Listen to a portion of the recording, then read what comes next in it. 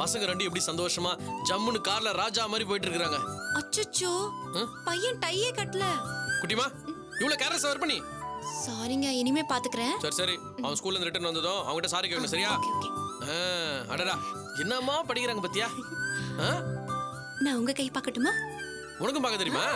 எங்க பாரு. டேய்.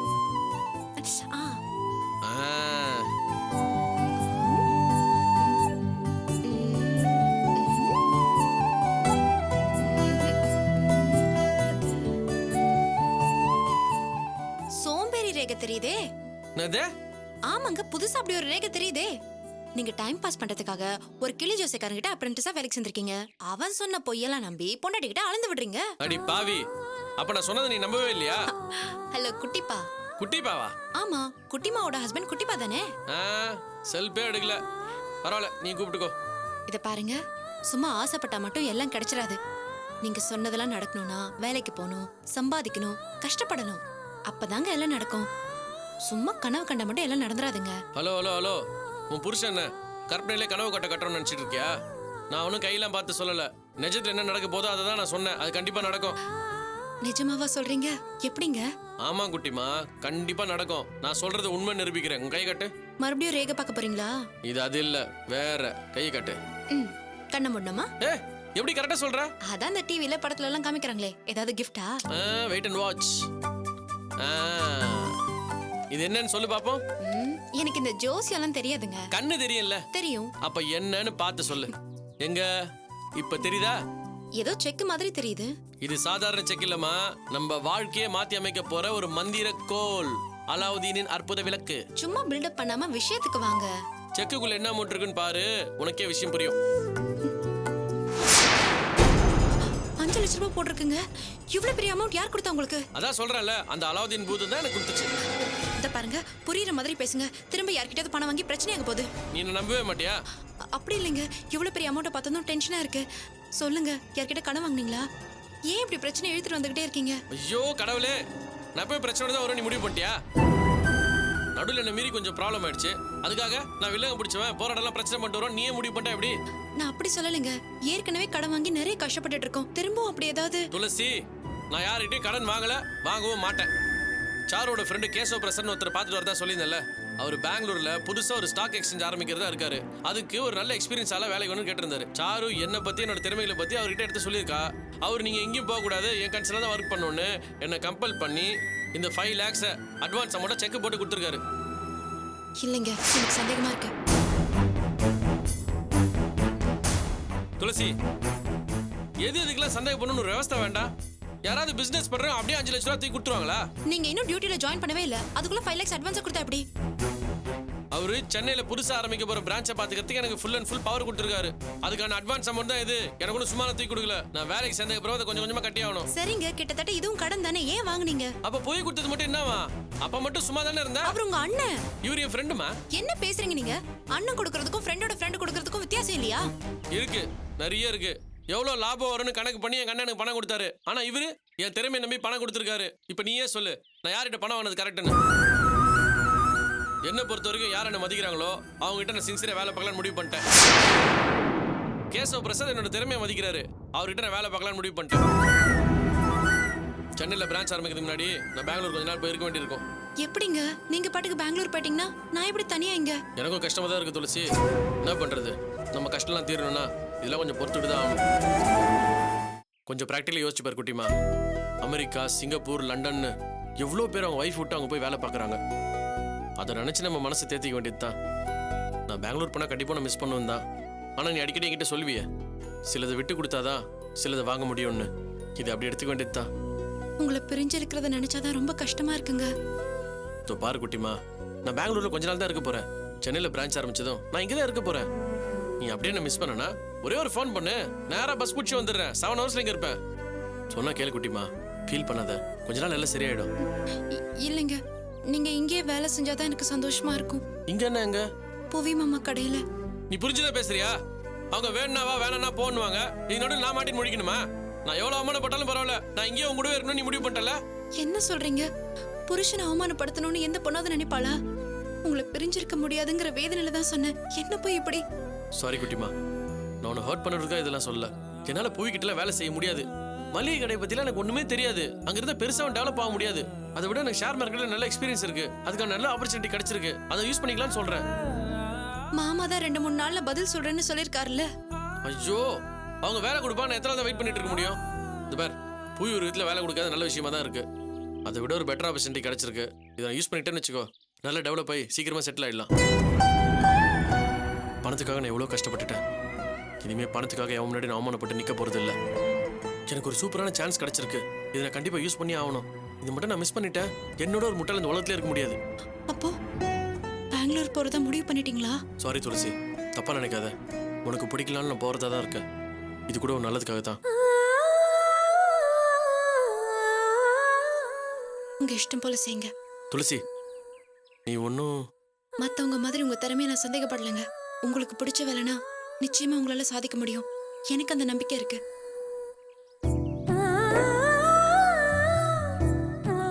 ரொம்ப தேங்க்ஸ் துளசி. இந்த செக் நான் வாங்கிட்டு வந்ததே போயிட்டு பணத்தை தரணுன்றதுக்காக தான். வா போய் கொடுத்துட்டு வந்துடலாம். என்ன உனக்கு வீட்டில் வேலை இருக்கா? நீ பிஸியாக இருந்தா சொல்ல, நான் மட்டும் போயிட்டு வந்துடுறேன். கொஞ்ச நேரம் வெயிட் பண்ணுங்க, நான் ஃப்ரெஷ் ஆயிட்டு வந்துடுறேன்.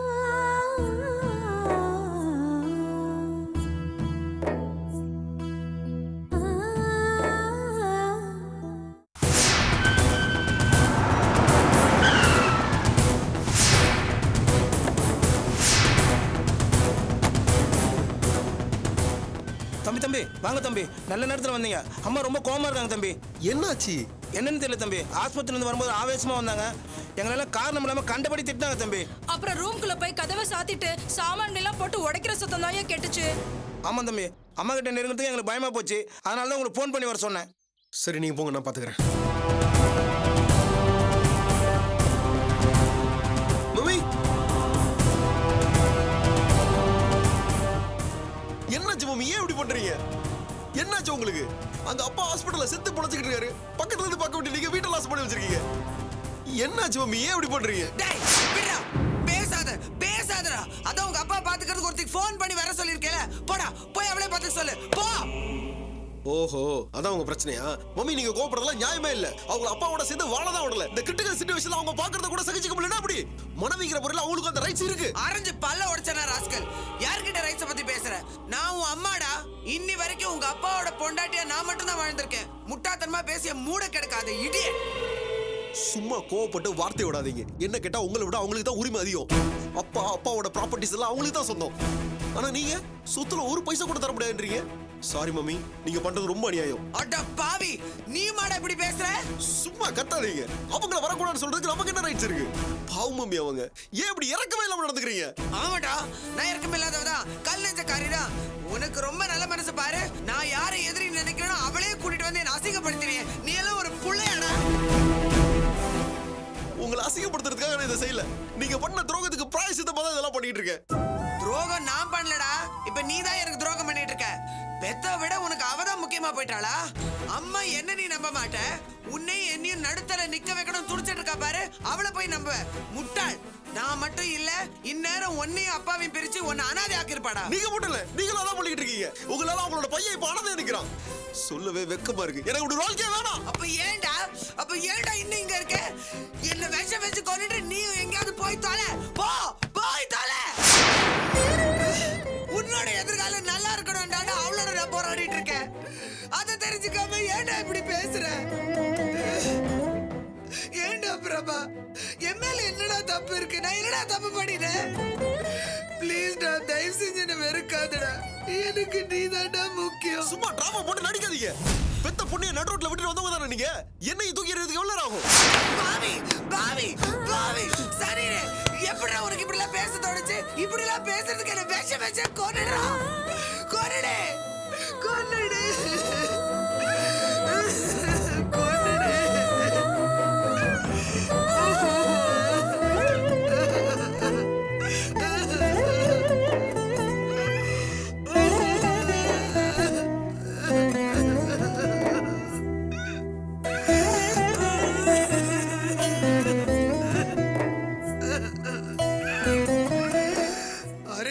தெரிஞ்சுட்டு பேச வந்துட்டான்.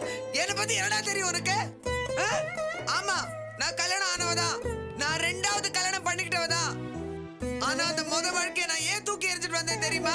அங்க நான் என்னெல்லாம் வேதனைப்பட்டேன் தெரியுமாடா உனக்கு? பொருத்தமில்லாதவரை கல்யாணம் பண்ணிட்டு நரக வேதனை அனுபவிச்சுட்டு வந்தவடா நானு.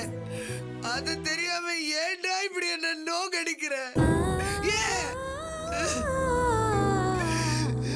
எல்லாருக்கும் ஆசைப்பட்ட மாதிரி வாழ்க்கை அமையாது. ஒரு சில பேர் இதுதான் வாழ்க்கைன்னு சகிச்சுட்டு வாழ்ந்துறாங்க. ஒரு சில பேர் தற்கொலை படிக்கிறாங்க. ஆனா நான் என்னோட வாழ்க்கையை ஏன் இஷ்டப்படி அமைச்சுக்கிட்டேன். இதுல என்னடா தப்பு இருக்கு? புருஷன் எப்ப சாவான்னு தினம் தினம் மனசுக்குள்ள நினைச்சிட்டு அவன் கூட கொடுத்த நடத்துற எத்தனையோ பொம்பளைங்களை எனக்கு தெரியும். அந்த பொம்பளைங்கள மாதிரி என்னால மனசுக்குள்ள ஒண்ணு வெளியில ஒண்ணுன்னு போலித்தனமா வாழ முடியாது. மனசுக்கு சரி நீ எது படுதோ அதுதான் செய்யறேன், அதுதான் பேசுறேன், அப்படிதான் வாழறேன். போலியான ஒரு வாழ்க்கையை வாழறதை விட ரெண்டாவது வாழறது என்னை பொறுத்த வரைக்கும் பெட்டர். உங்க அப்பாவை நான் காசுக்காக கல்யாணம் பண்ணலடா, மனசு நிம்மதிக்காகவும் கௌரவத்துக்காகவும் தான் கல்யாணம் பண்ணேன். அதுல எனக்கு எந்த தலைக்குறிவும் இல்ல.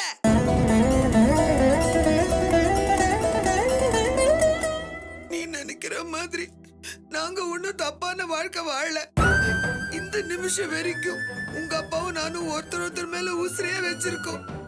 இன்னி வரைக்கும் எங்களுக்குள்ள ஒரு சின்ன பிரச்சனை கூட வந்தது இல்லடா. இப்போ அந்த மூதேவினால தான் எல்லா பிரச்சனையுமே. இப்ப வந்து கண்ணீர் வடிக்கிறாளே இந்த சுந்தரி, அவளை பத்தி போய் உங்க அப்பா கிட்ட கேளு. அவரை அவகிட்ட இருந்து பிரிச்சது நான் கிடையாது, அவளுடைய திமிரும் அகம்பாவும் தான். அத தாங்க முடியாம தான் உங்க அப்பா விலகி வந்துட்டாரு. இதுல என்ன துரோகின்னு சொன்னா என்னடா நியாயம்?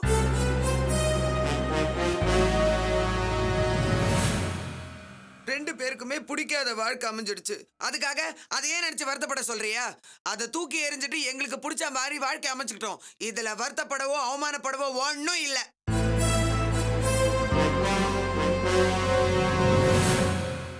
விதவைங்களும் விவாகரத்தானவங்களும் கல்யாணம் பண்றதுல தப்பு இல்லைன்னா மனசுக்கு பிடிக்காதவனை ஒதுக்கி வச்சுட்டு நானும் கல்யாணம் பண்ணதுல தப்பே இல்லடா.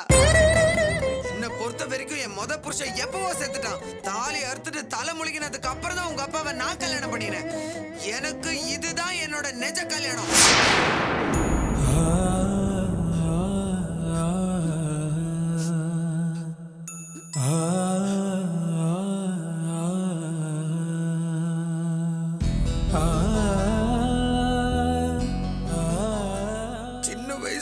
நீ எங்களை பார்த்து தானே வளர்ந்த. அப்போடி என்னுடைய லைஃப்ல உன்னால ஏதாவது ஒரு சின்ன குறை கண்டுபிடிக்க முடியுமா? அவருக்கு ஒரு நல்ல மனைவியாவும் உனக்கு ஒரு பாசமான அம்மாவுமாவும் தானே இருந்த.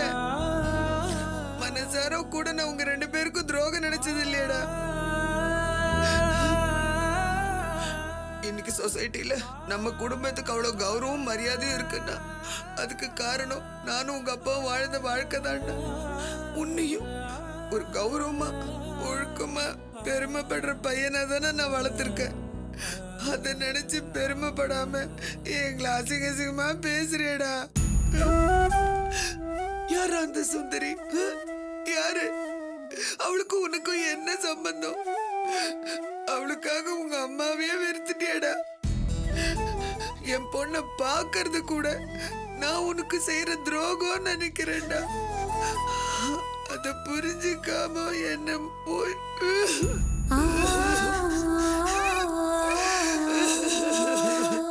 மம்மி மம்மி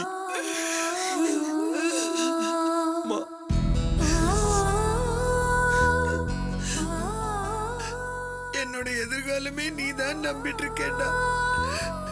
நீயும் என்ன வெறுத்து ஒதுக்கிட்ட நான் எங்க போவேன் பிரபா? எனக்கு யார் இருக்கடா? நான் தப்பானவ கிடையாது. ப்ராமிஸ் ப்ராமிஸ் நான் தப்பானவ கிடையாது. ஆனா நான் தப்பானவன் சொல்லி எல்லாரும் நம்ப வச்சுட்டாங்கடா பிரபா. நீயும் என்ன புரிஞ்சுக்கலனா நான் உயிரோட இருந்தே பிரயோஜனம் கிடையாதுடா, பிரயோஜனம் கிடையாது. ப்ளீஸ் என்ன அண்டர்ஸ்டாண்ட் பண்ணிக்கோ. Please please please understand me. அழாதீங்க மம்மி. இனிமே சத்தியமா உங்க மனசு நோக்கிறவங்க நடந்துக்க மாட்டேன். அழாதீங்க மம்மி. மம்மி நான் தெரியாம பேசிட்டேன், தப்புதான். அப்பா குணமாகட்டும், இந்த விஷயத்துல நீங்களே ஒரு முடிவு எடுங்க. நான் தலையிட மாட்டேன். மம்மி அழாதீங்க மம்மி, அழாதீங்க மம்மி.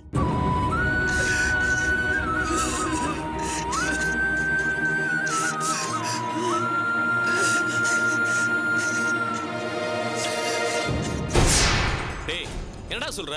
திடீர்னு வந்து நான் கடைக்கு வர முடியாது பெங்களூருக்கு போறேன்னு சொன்னா என்ன அர்த்தம்? சாரி புவி, வேலைக்கு வர முடியாதுன்னு நானா சொல்லல, நீ தான் சொல்ல வச்ச. சாரி சாரி, அது கூட தப்பு தான். வேலைக்கு வரக்கூடாது, வெளியே போடா, நீ தான் என்ன திரத்தியே விட்ட. சரிடா, நாங்க வேற இன்னொரு கடையை ஆரம்பிச்சு இங்க அங்க அலைஞ்சுக்கிட்டு இருக்கோம். நீ இருக்க தைரியத்துல நான் வேற ஆள் பார்க்காம இருந்தேன். இப்ப நீயும் வரலன்னா நான் வேற ஆளுக்கு எங்க போறது? அது ஓம் பிரச்சனை, என்கிட்ட எது கேக்குற? டேய், கொஞ்சமாவது மனசாட்சியோட பேசுறா. கடையை பார்த்துக்க ஆள் இல்லைன்னு உனக்கு நல்லாவே தெரியும். யார் எக்கேடு கெட்டு போனா எனக்கு என்னன்னு பேசுறியே? இதெல்லாம் நியாயமானு யோசிச்சு பாரு. ஏன் நான் மட்டும் தான் யோசிக்கணுமா? நீலாம் யோசிக்க மாட்டியா? தம்பின்னு கூட பார்க்காம இறக்கமே இல்லாம சூப்பர்வைசர் விட்டு வெளியே நிக்க வச்சிய, அப்ப யோசிச்சிருக்கிறது. எனக்கு வேலை இல்லைன்னு தெரிஞ்சோம் இறக்கமே இல்லாம வேலை விட்டு நிறுத்தினால அப்ப யோசிச்சிருக்கிறது. உனக்காச்சும் வேலைக்கு ஆள் கிடைக்கலன்னு தான் வருத்தம், ஆனா எனக்கு வேலையில வாழ்க்கைய பசன்னு கவலைப்பட்டேன். அப்ப நீ யோசிச்சு பாத்தியா?